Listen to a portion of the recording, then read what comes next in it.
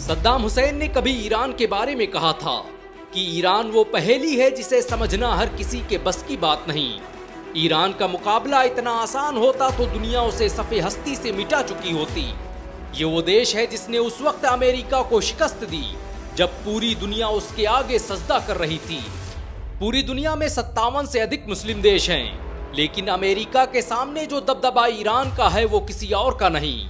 यहाँ तक कि गाजा के मुद्दे पर सऊदी अरब जैसा देश भी इतना विरोध नहीं कर पाया है जितना ईरान ने किया है।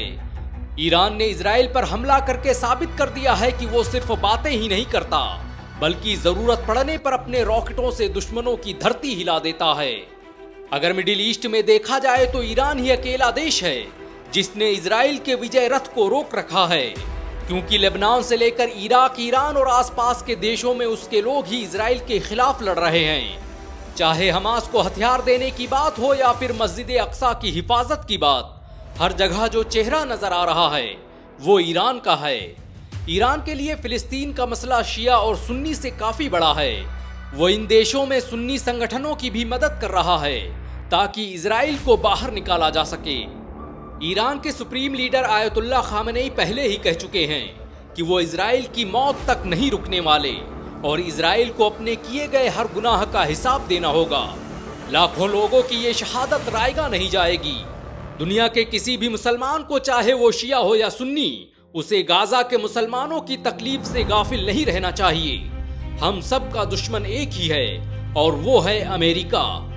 अमेरिका ईरान को अपना सबसे बड़ा दुश्मन मानता है क्योंकि ईरान के अंदर वो ताकत है कि वो उसकी सत्ता को चुनौती दे सकता है। ईरान के अंदर वो ताकत है कि वो पूरी मुस्लिम दुनिया को एक कर सकता है। ईरान ने पिछले दिनों ऐलान किया है कि वो अफगानिस्तान, यमन, इराक, मिस्र, शाम और फिलिस्तीन जैसे मुस्लिम देशों के साथ मिलकर एक डिफेंस लाइन बनाना चाहता है ताकि कोई भी बातिल ताकत मुस्लिम देश पर हमला न कर सके।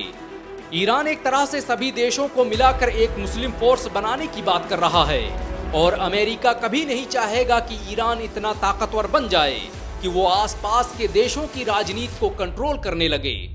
ईरान अकेला मुस्लिम देश है जो आसपास के देशों को कंट्रोल करने की क्षमता रखता है।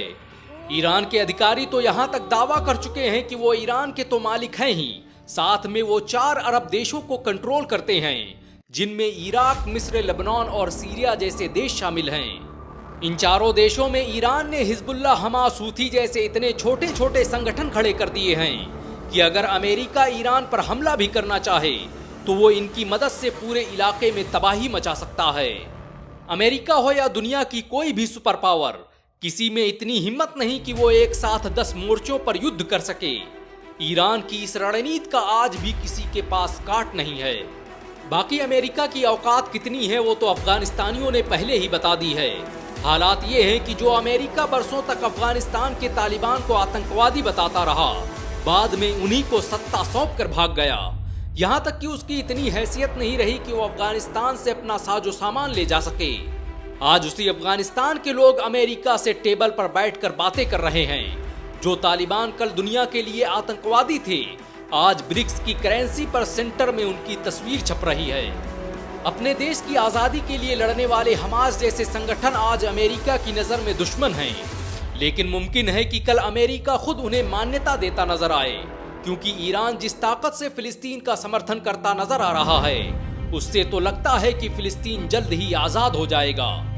ईरान किसी भी मामले में इजराइल से पीछे नहीं है। अगर अमेरिका इजराइल का साथ देना बंद कर दे तो ईरान अकेले इजराइल को मिट्टी में मिला सकता है। इजराइल एक तरह से खाड़ी देशों में अमेरिका का एयरबेस है, जहां से वो मुस्लिम देशों के संसाधनों को लूटने का काम करता है और ईरान इस मामले में उसकी सबसे बड़ी रुकावट है। खिलाफ कोई कदम उठाता है, अमेरिका उसकी ढाल बन जाता है। हालांकि अमेरिका में इतनी हिम्मत नहीं कि वो ईरान पर डायरेक्ट हमला कर सके। ईरान कभी भी जल्दबाजी नहीं करता, लेकिन जब हमला करता है तो उसका जवाब विरोधियों के पास भी नहीं होता। ईरान में एक कहावत मशहूर है कि ईरान सियासत की कालीनें बुनता है, यानी वो इतनी सब्र से काम लेता है कि विरोधी जान ही नहीं पाते कि ईरान का अगला कदम क्या होगा। और फिर जब उसकी मैदान में एंट्री होती है तो दर्शक तालियां बजाए बगैर नहीं रह पाते। ईरान आज सभी मुस्लिम देशों में सबसे पावरफुल प्रॉक्सी संगठन रखने वाला देश है। उसके पास ऐसी सेनाएं और ऐसे संगठन हैं जो चंद घंटों में ही पूरी दुनिया की अर्थव्यवस्था को प्रभावित कर सकते हैं। अगर ईरान सिर्फ अपनी सरहदें बंद कर दे तो एक दिन में अमेरिका सहित पूरी दुनिया को लाखों करोड़ों डॉलर का नुकसान होगा और कोई भी देश इतना बड़ा नुकसान बर्दाश्त नहीं कर सकता।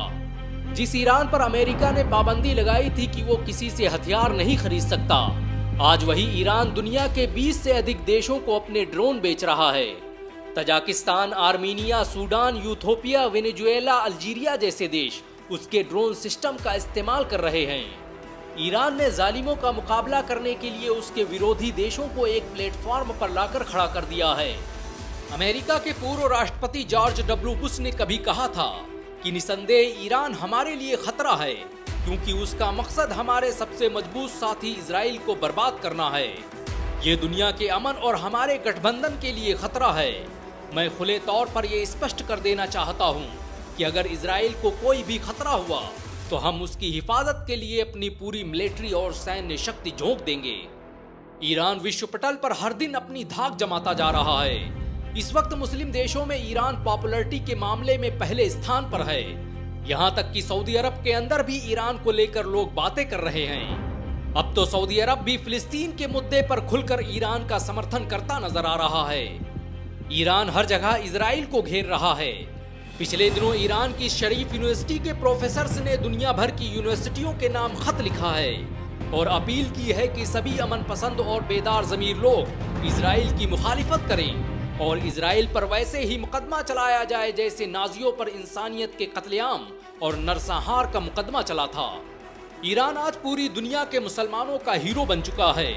फिलिस्तीन को बचाने की जद्दोजहद में गाजा के मुसलमानों के बाद जिस देश ने सबसे ज्यादा नुकसान उठाया है उसका नाम ईरान है। लेबनान में लड़ने वाले सिपाही हो या फिर हमास के लीडर, हर किसी को ईरान का समर्थन हासिल रहा है। अरब और ईरान में बरसों से वर्चस्व की लड़ाई चलती रही है, लेकिन इस बार सऊदी अरब ने भी साफ कर दिया है कि वो अपनी जमीन का इस्तेमाल ईरान के खिलाफ नहीं होने देगा। इजराइल को लगता है कि वो बड़ी आसानी से अपने ग्रेटर इजराइल के मंसूबे को पूरा कर लेगा और गाजा से मुसलमानों का खात्मा कर देगा, लेकिन उसे याद रखना चाहिए कि जब तक ईरान मिडिल ईस्ट में मौजूद है तब तक उसकी ये ख्वाहिश कभी पूरी नहीं हो सकती। इजराइल को याद रखना चाहिए कि टाइगर अभी जिंदा है, ईरान अभी जिंदा है। वैसे ईरान के बारे में आपके क्या विचार हैं, नीचे कमेंट में जरूर बताएं। क्या आप ईरान को एक ताकतवर देश मानते हैं? अगर हाँ तो इस वीडियो को लाइक और शेयर जरूर करें। ऐसी और वीडियो को देखने के लिए हमारे चैनल को सब्सक्राइब करें, बेल आइकन जरूर दबाएं।